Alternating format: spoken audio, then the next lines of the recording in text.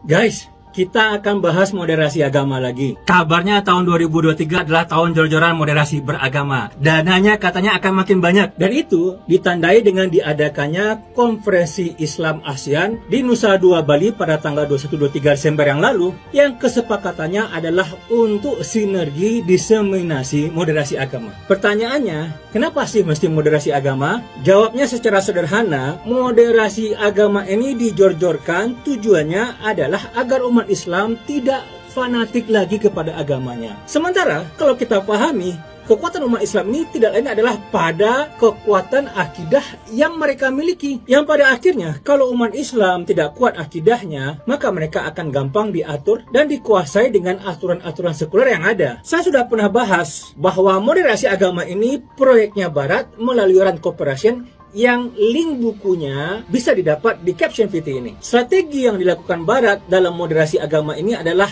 perang istilah. Itu dengan 3 cara. Pertama, mengkriminalisasi sejumlah ajaran Islam dan istilah-istilahnya, seperti istilah jihad, khilafah, khisos, poligami, jilbab, cadar, dan sebagainya. Dengan begitu, umat menjadi takut terhadap istilah dan ajaran yang berasal dari agamanya sendiri. Kedua, dengan cara mengacaukan istilah-istilah dalam ajaran Islam, lalu mereka campur dengan pemikiran Barat agar umat Islam itu kebingungan. Misalnya, merancukan istilah demokrasi itu sama dengan musyawarah, atau kekhilafahan sebagai pemerintahan Islam dengan sebutan kerajaan atau kediktatoran. Ketiga, dengan membuat istilah-istilah baru agar umat berpaling dari ajaran Islam. Misalnya, istilah kafir diganti dengan istilah muwatin. Dan dalam hal ini, mereka memunculkan istilah yang tidak ada dalam Islam, lalu mereka puji sendiri. Seperti misalkan ukhuwah watoniyah, ukhuwah insaniyah, begitu juga dengan Islam wasatiyah atau yang disebut dengan Islam moderat. Dan sebagai lawannya, mereka memunculkan istilah untuk dijadikan sasaran kebencian, seperti Islam radikal dan Islam ekstremis. Nah, itulah strategi perang istilah dalam moderasi agama ini. Dan ini adalah proyeknya Barat melalui Rand Corporation-nya. Harusnya umat Islam, terutama para pemimpinnya dan para ulamanya, menolak tegas agenda Barat ini.